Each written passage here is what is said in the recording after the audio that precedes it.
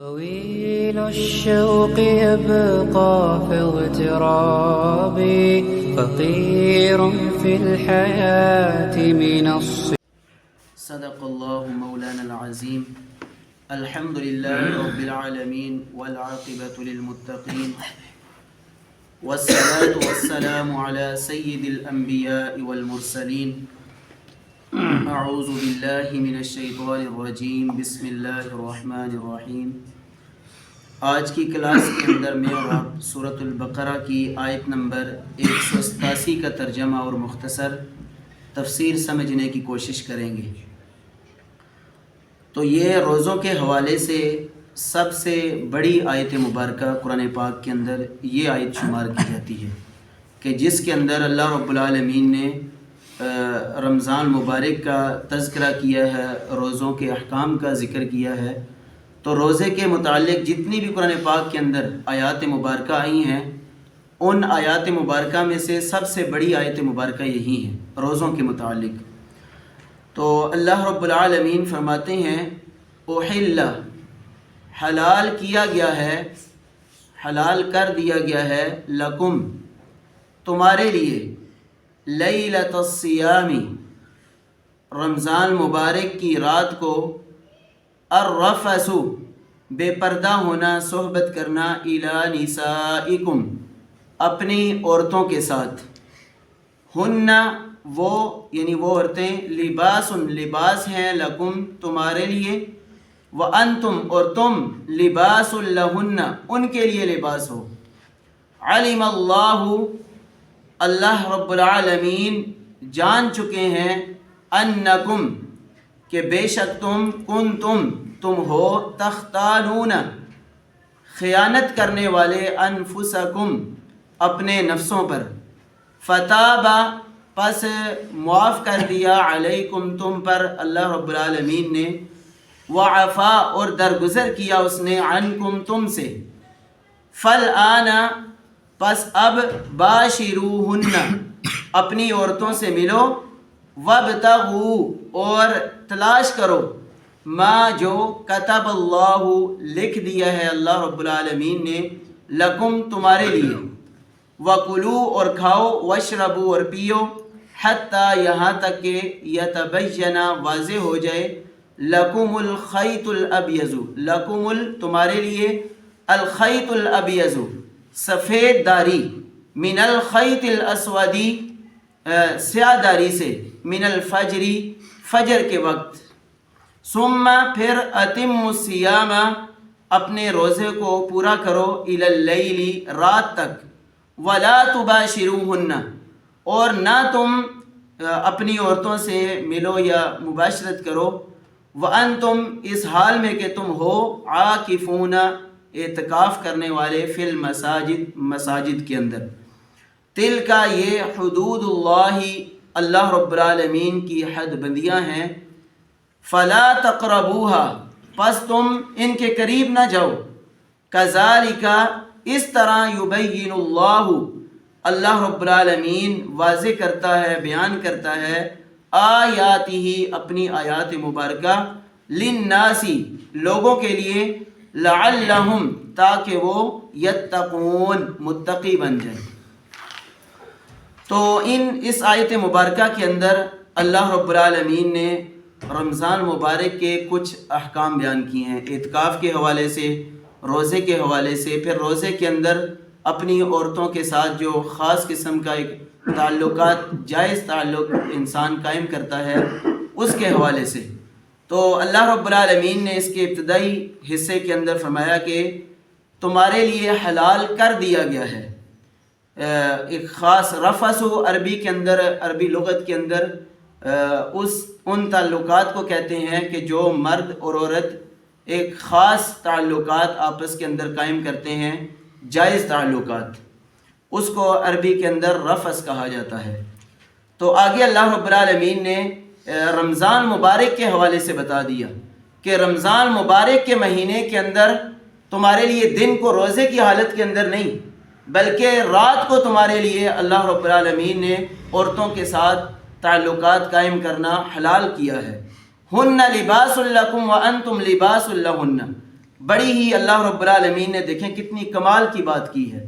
کہ وہ تمہارا لباس ہے اور تم ان کا لباس ہو. لباس دیکھیں نا، جب انسان کے جسم کے اندر آتا ہے، اوپر چڑھتا ہے، انسان اس کو ملبوس کرتا ہے اپنے جسم کے اوپر، تو اندر سے ہر چیز چھپ جاتی ہے انسان کی، اور انسان کو ایک مزین کر دیتا ہے لباس. انسان کی شخصیت کو بڑا ہی اچھا پیش کرتا ہے لباس. تو اللہ رب العالمین نے یہی لباس کا لفظ ان مرد اور عورت کے لیے استعمال کیا جو میاں بیوی کے تعلق کے ساتھ قائم ہے، ایک دوسرے جن کا رشتہ ایک دوسرے کے ساتھ بڑا ہی گہرا رشتہ ہے. حالانکہ مضبوطی کے اوپر اس کے اوپر چلے جائیں تو اتنی مضبوطی ہے کہ انسان اس رشتے کے اوپر آ کر اپنے والدین کو بھی کئی مرتبہ چھوڑ دیتا ہے، اور اگر اس کی کمزوری کے اوپر آ جائیں تو انسان چھوٹا سا لفظ طلاق کا بول کر اس رشتے کو ختم کر دیتا ہے. لیکن اللہ رب العالمین نے اس رشتے کو بڑے ہی کمال انداز کے ساتھ بیان کیا ہے کہ جس طرح لباس تمہارے جسم کے اوپر آتا ہے تو تمہارے اندر کے سارے عیوب کو چھپا دیتا ہے، اسی طرح تم ایک دوسرے کا لباس ہو. میاں نے اپنی بیوی کے عیوب کو چھپانا ہے اور بیوی نے اپنے شوہر کے عیوب کو چھپانا ہے. ایک دوسرے کی عزت و احترام کے ساتھ پیش آنا ہے، دوسروں کے سامنے ایک دوسرے کی عزت اور احترام کرنا ہے. تو اللہ رب العالمین نے یہاں پر فرمایا کہ وہ تمہارا لباس ہیں اور تم ان کا لباس ہو. علم اللہ انکم کنتم تختانون انفسکم، اللہ رب العالمین نے جان لیا ہے کہ تم خیانت کر بیٹھتے اپنے نفسوں کے اوپر. یعنی جو اللہ رب العالمین نے پیچھے رات کو مباشرت کو حلال کیا ہے، اللہ رب العالمین نے فرمایا کہ مجھے علم تھا، جان لیا ہے اللہ رب العالمین نے کہ تم اس معاملے میں خیانت کر بیٹھتے. اور یہی وجہ ہے کہ ابتدائی اسلام کے اندر مباشرت رات کو بھی اسلام نے منع کی تھی،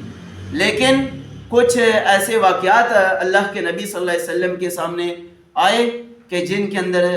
کچھ آدمیوں نے روزے کی حالت کے اندر، اور بات ایسے ہی ہے کہ جوانی کے اندر انسان ہو تو پھر انسان سے برداشت مشکل ہو جاتی ہے، تو اس لیے پھر کچھ ایسے واقعات اللہ کے نبی صلی اللہ علیہ وسلم کے پاس ریکارڈ ہوئے، تو آپ نے پھر اللہ رب العالمین تو اس سے پہلے جانتے تھے، تو پھر اللہ رب العالمین نے مسلمانوں کے لیے، اہل ایمان کے لیے یہ تھوڑی سی اس کے جواز کی کہ رات کو تم اپنی عورتوں کے ساتھ مباشرت کر سکتے ہو. آگے اللہ رب العالمین نے فرمایا کہ فَالْآنَ بَاشِرُوهُنَّ وَابْتَغُوا مَا كَتَبَ اللَّهُ لَكُمْ، کہ رمضان مبارک کی راتوں کے اندر جو اللہ رب العالمین نے یہ حکم تمہارے لیے حلال کیا ہے، اب اس کے اندر تم تلاش کرو. کس چیز کو تلاش کرنا ہے؟ کہ عمومی طور پر جو میری اور آپ کی تعلقات کی وجہ ہوتی ہے، یا پوری دنیا کے اندر جس چیز کا کنسیپٹ ہے کہ اولاد، انسان کے لیے اولاد کی حصول کے لیے انسان جو ہے تعلقات قائم کرتا ہے، لیکن خاص یہ نہیں ہے کہ انسان صرف جو ہے اولاد کے حوالے سے ہی، اپنی جنسی راحت کے لیے بھی اس کا دوسرا مقصد یہ بھی ہے. حالانکہ آپ دیکھیں یہودیوں کے اندر ایک ایسا فرقہ ہے کہ جو صرف اولاد کے حصول کے لیے ہی تعلق کو جائز قرار دیتا ہے، باقی وہ اس کے حوالے کہتا ہے کہ عورتوں کے ساتھ اس طرح کے تعلقات قائم کرنا جائز نہیں ہے. لیکن ایسی بات درست نہیں ہے، اولاد بھی اس کا حصول ہونا چاہیے اور انسان کی جنسی یہ راحت بھی ہے. آگے اللہ رب العالمین نے روزے کی حدود اور قیود کے بارے میں بتلایا ہے کہ وَكُلُوا وَاشْرَبُوا حَتَّى يَتَبَيَّنَ لَكُمُ الْخَيْطُ الْأَبْيَضُ مِنَ الْخَيْطِ الْأَسْوَدِ، سفید داری جب تمہارے لیے واضح ہو جائے سیاہ داری سے، تو اس وقت تک تم نے اپنے روزے کو پورا کرنا ہے، یعنی صبح سے لے کر غروب آفتاب تک، رات تک. اب کئی لوگ جو ہے جس طرح اہل تشیع ہیں، وہ غروب آفتاب کے بعد بھی 10 منٹ بعد جا کے جو ہے روزہ افطار کرتے ہیں، یا پھر اسی طرح اذان بھی اپنی لیٹ دیتے ہیں. حالانکہ اسلام نے اور یہاں پر آیت مبارکہ کے اندر رات تک کے الفاظ ہیں، رات داخل نہیں ہے. اور رات کب شروع ہوتی ہے؟ جب جو ہی سورج غروب ہو جاتا ہے. تو سورج غروب ہونے کے وقت میں نے اور آپ نے افطار کر دینا ہے، رات آگے سے اس کا آغاز ہو جائے گا. اسی طرح حدیث مبارکہ کے اندر بھی ہے کہ اللہ کے نبی صلی اللہ علیہ وسلم نے فرمایا کہ اس وقت تک میری امت خیر کے اوپر رہے گی جب تک وہ سحری کے اندر تاخیر اور افطاری کے اندر جلدی کرتے رہے گی. وہ اس کے اندر جب رہے گی تو میری امت اس وقت تک خیر کے اندر رہے گی. تو اس سے یہ بھی مراد نہیں ہے کہ بالکل ہی انسان جو ہے جلدی ٹائم سے پہلے ہی نہیں، ٹائم سے پہلے بھی نہیں اور ٹائم سے لیٹ بھی نہیں کرنا، بالکل جو ایگزیکٹ ٹائم ہے اس کے اوپر آپ نے روزے کو افطار کر دینا ہے۔ تو اس سفید داڑھی سے یہ نہیں مراد کہ انسان داغا رکھ دے ایک کالا، جس طرح کے ابتدائی دور کے اندر جب یہ آیت مبارکہ نازل ہوئی تو ایک صحابی رسول نے رات کو ایک سفید داغا رکھ دیا، ایک کالا داغا رکھ دیا، اور اس سے یہ مطلب انہوں نے لے لیا۔ اب یہ سفید داڑھی سے یہ مراد نہیں ہے، بلکہ ایک فجر کاذب ہوتی ہے اور ایک فجر صادق ہوتی ہے۔ اور آج کل تو یہ شہروں کے اندر اس چیز کا علم معلوم کرنا مشکل ہے، لیکن آج بھی گاؤں اور دیہات کے اندر فجر کاذب اور فجر صادق کو واضح طور پر انسان پہچان لیتا ہے۔ فجر کاذب جو ہی ختم ہوتی ہے تو فجر صادق جو نماز کا وقت شروع ہوتا ہے، اس وقت آسمان کے درمیان سے ایک جو ہے سفیدی پھوٹتی ہے، سیدھی ایک پہلے لائن آتی ہے اور وہ لائن پھر سفیدی والی ہوتی ہے اور آہستہ آہستہ وہ پھوٹنا شروع ہو جاتی ہے، جس سے اندھیرا ختم ہونا شروع ہو جاتا ہے اور روشنی آنا شروع ہو جاتی ہے۔ اس سے یہ مراد ہے وَلَا تُبَاشِرُوهُنَّ وَأَنْتُمْ عَاكِفُونَ فِي الْمَسَاجِدِ، اور تم اپنی عورتوں سے مباشرت نہ کرو اس حال میں کہ تم مساجد کے اندر اعتکاف کی حالت کے اندر ہو۔ تو اس آیت مبارکہ کے اس ٹکڑے سے مفسرین کرام نے اس بات کو بھی لیا ہے کہ یہاں پر دیکھ لیں کہ عورتوں کا بھی اعتکاف مسجد کے اندر ہی ہوگا، کیونکہ اللہ رب العالمین نے مباشرت کا جو لفظ استعمال کیا ہے کیونکہ اللہ کے نبی صلی اللہ علیہ وسلم کے دور کے اندر عورتیں بھی اور مرد بھی دونوں جو ہے مسجد کے اندر اعتکاف کیا کرتے تھے، جیسا کہ روایت کے اندر آتا ہے۔ اس کا مراد یہ نہیں ہے کہ انسان ریاکاری کی خاطر جتنے زیادہ گھر کے افراد نہیں، بلکہ ایک سنت ہے اور عبادت کی خاطر میں نے اور آپ نے اعتکاف کرنا ہے، جیسا کہ حدیث کے اندر آتا ہے کہ ایک سال اللہ کے نبی صلی اللہ علیہ وسلم نے اعتکاف کیا، تو اعتکاف کرنے کا ارادہ کیا تو سیدہ عائشہ صدیقہ رضی اللہ تعالیٰ عنہ نے بھی اجازت مانگی تو آپ نے اجازت دے دی۔ آپ کی اہلیہ تھی، ہماری امہات المؤمنین کے اندر شامل ہوتی ہیں، تو آپ کو کئی عورتوں نے دیکھ کر وہ بھی صبح صبح جو اعتکاف کے لیے آ گئی۔ تو اللہ کے نبی صلی اللہ علیہ وسلم نے جب مسجد نبوی کے اندر گہما گہمی اتنی دیکھی تو اس وقت اللہ کے نبی صلی اللہ علیہ وسلم نے فوراً فرمایا کہ خیمے سارے اکھاڑ دو، تم نے جو ہے دیکھا دیکھی کے اندر یہ عمل شروع کیا ہے، حالانکہ یہ اعتکاف اس چیز کا نام نہیں ہے، بلکہ اعتکاف اللہ رب العالمین کو راضی کرنے کے لیے اور اللہ تعالیٰ کی خوشنودی کے لیے ہے۔ تو آپ نے فوراً سارے اپنا بھی خیمہ اکھاڑ دیا اور باقی جو صحابیات بھی تھیں یا باقی عورتیں اعتکاف کے لیے آئی ہوئی تھیں ان کے بھی خیمے اکھاڑا دیے۔ حضرت عائشہ صدیقہ رضی اللہ تعالیٰ کا بھی خیمہ اکھاڑ دیا، اور اگلے سال پھر اللہ کے نبی صلی اللہ علیہ وسلم نے اس اعتکاف کی جگہ 20 دن کا اعتکاف کیا۔ ایک سال آپ صلی اللہ علیہ وسلم نے اعتکاف نہیں کیا۔ تو اس سے پتہ یہ چلتا ہے کہ عورت اور مرد دونوں جو ہے مساجد کے اندر اعتکاف کریں گی، جیسا کہ حدیث مبارکہ کی صورت کے اندر بھی میں نے آپ کے سامنے رکھ دیا۔ اس وقت اتنی مشکلات تھی، آج تو اتنی جدید سہولیات آ چکی ہیں کہ عورتوں کا اہتمام الگ سے کر دیا جاتا ہے، باپردہ ہوتا ہے۔ حالانکہ اس وقت مسجد نبوی ایسی ہوا کرتی تھی کہ نیچے بھی ریت ہے اور اوپر جو چھت ہے وہ کھجور کے تنوں کی بنی ہوئی تھی، اور صحابہ کرام فرماتے ہیں کہ جب بارش ہوا کرتی تھی تو ہم سجدہ جو ہے کیچڑ کے اندر کیا کرتے تھے، ہمارے جب ناک لگا کرتے تھے تو ہمارے ناک کیچڑ کے اندر ڈوب جایا کرتے تھے، اس قدر جو ہے اس وقت مشکل وقت تھا۔ تو اس وقت